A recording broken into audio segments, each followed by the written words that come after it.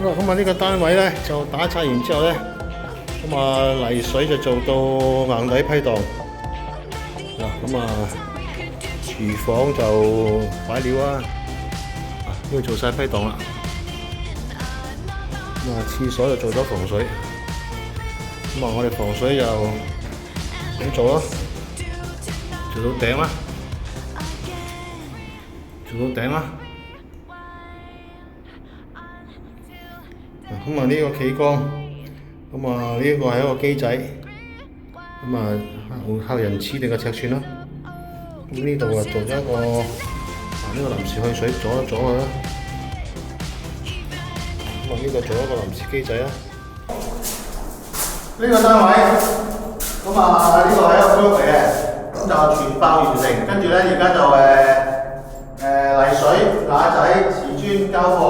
咁啊，油漆琴日同我講就起埋，咁啊今日我哋睇一睇，咁啊冇問題嘅話咧就係等家私落啦。佢有個家私設計嘅，咁啊正常咧房一房，呢度本來係有房嘅，而家就剝咗佢做一個大廳，咁啊呢個做翻啲儲物架，咁樣儲物房咁樣。咁我俾個360你睇下可唔可以睇到啦？嗱，呢啲咧就 designer 設計嗰啲裝修成品圖啊，整完之後咧就係咁嘅樣噶啦。咁你哋覺得靚唔靚咧？嗱，睇落咧又好似幾靚嘅，整出嚟咧都係應該幾靚嘅。嗱，通常嗰啲維新版咧就一塊扣一塊嘅，好 Q 難整嘅，整 Q 死人嘅。咁啊難為啲師傅噶啦。通常我哋油漆咧就係一層就係絲蠟，即係防潮油，就3灰，即係3底灰、3面油。收貨，我一望下知啦。嗱咁睇嘅，有隻手位直睇，咁啊冇紋啊標準啦。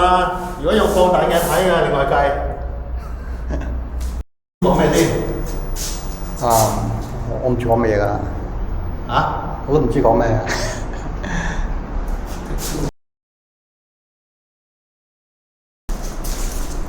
喂，呢個單位差唔多起貨咯喎。唔係，呢度單位咧就係泥水完成晒，即係瓦仔鋪晒，地台磚鋪晒。咁咧就琴日油漆佬同我講咧，就油漆起貨。咁我今日咧就會過嚟望一望啦。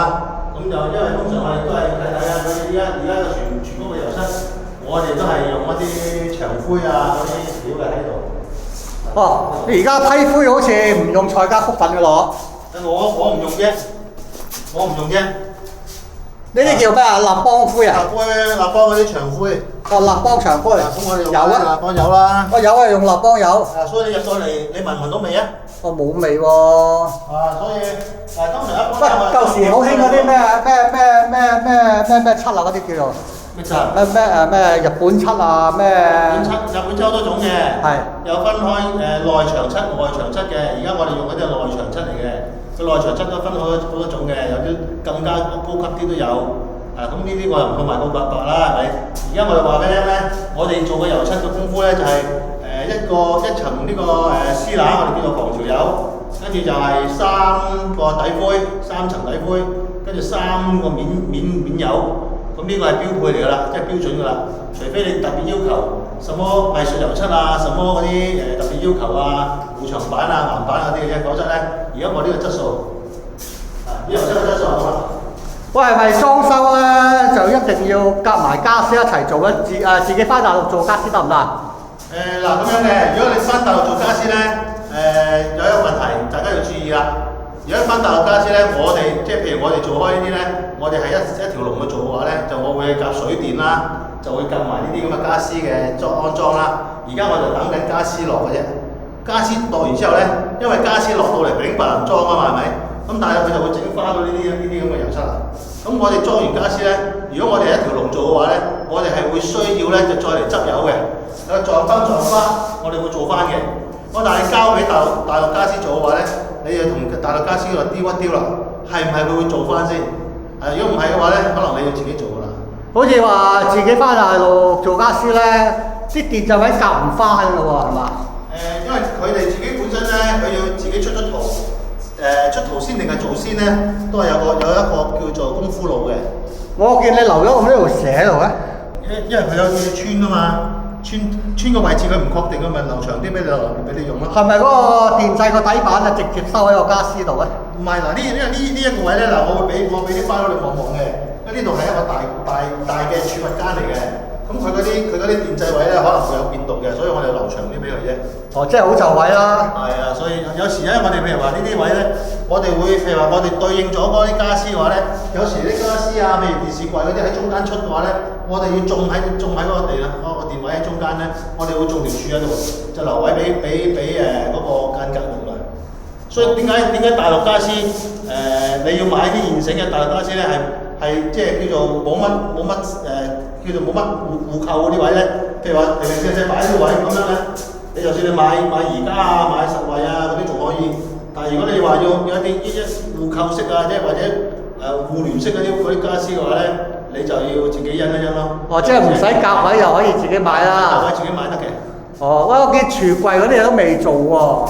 櫥櫃買佢未做，佢咪等佢家私一齊落咯。哦，係喎，櫥櫃係加埋家私嘅喎。係啊。所以做裝修咧，你一條氣啊，就會好啲咯。哦，落咗假天落埋家私先至做假天花。冇錯。哦。我哋會封埋佢嘅。你呢度開咗個窿咧，攞嚟做抽煙喉。呢度有一個煤氣嘅乾衣機啊。係。咁我條喉就會穿過呢度咧，穿過呢個廁所嗰度咧，就出抽氣扇抽走嘅。哦。所以呢啲你咪要夾咯。係嘛？呢啲你咪要計好就成套去做咯。如果唔係咧，你各自為政嘅話咧，其實我埋唔到欄咧，其實最麻煩就係個客咯。咦？廁所又爭個浴屏。係。咦？點解嗰條雲石機唔做咗先啊？因為雲石機，因為未知要做防水啊嘛。哦，未。我哋呢條雲石機都要做防水啊。哦。就係呢個泥水起貨嗰陣，我哋就做埋尾嗰邊做嘅。嗱，所以我成日講啦，呢一啲位咧，好多師傅都有講嘅，其實奶茶啊、陳師傅都有講嘅，呢啲位咧其實係漏水嘅，即係呢啲如果你做得唔好啊，嗰個吸嘴做得唔好咧，呢度滲啲水落咧，呢度就會同嗰下邊嗰啲瓷磚嗰啲位咧就會拎通嘅。如果呢啲拎通咗咧，佢就會，如果呢個防水做得好咧，佢就唔會落下邊，但係佢會經呢個磚底咧出邊，磚底出邊，所以你個問題就呢個，所以我哋一定要封好咯。係，如果做得唔好，呢啲窿位咪同呢個下面咪通咯。係，所以我哋一定要封晒佢咯。哦，睇下呢啲窿位啊，我哋都見到啊，即係自己做翻嗰啲精要嘢。我哋係啦，咁我哋做集水前，我哋都要跟一次啦。哦。所以你話所有裝修你冇手尾跟嘅話咧，要跟到好足㗎。你呢個單位啲窗唔使換啦，啲窗係新㗎嘛？唔係，呢個冇換窗。哦，冇換窗。係啦，冇換窗。換窗唔換窗無所謂嘅，佢自己要去襟用，啱 budget。咁啊差唔多啦，又可以去下一個單位咯喎。係啊，好啊。哦。OK，下一個。喂，姚 Sir。係點啊？我哋上一次嗰啲防水班完咗咯喎。係啦，上次有十幾個啦，今期而家6月尾又開新班啦，漏水及防水培訓講座。即係點啊？點解要改名啊？哦，呢個咁我哋因應市場嘅改變。係啦，今期咧我哋會大部分喺油麻地租咗個位嚟上堂嘅。係。咁啊6月尾開課。咁啊同上次有咩唔同啊？我哋加插咗多啲案例，包括維修同埋檢測嘅案例。哦，係啦。咁上一次完咗之後，嗰個 feedback 都 OK 喎，係嘛？係啦，咁啊有幾個同學咧就即刻報考防水大工備試班啦。係啦。咁咧準備5月尾6月頭就做考啦。咁啊呢個睇下到時佢哋應該合格率都好高嘅。係啦。係啊，上次上堂嘅地點咧就喺葵涌，今次上課地點就喺油麻地。咁啊，交通就方便啲啦。係啦，咁我哋有一堂咧都會去阿威敏嗰度參觀下嘅。睇啲料啊咁樣咯。好啦，記住用阿潘師傅網紅優惠碼，又有優惠嘅。係，唔係其他啲師傅都有嘅。係啊。係啊。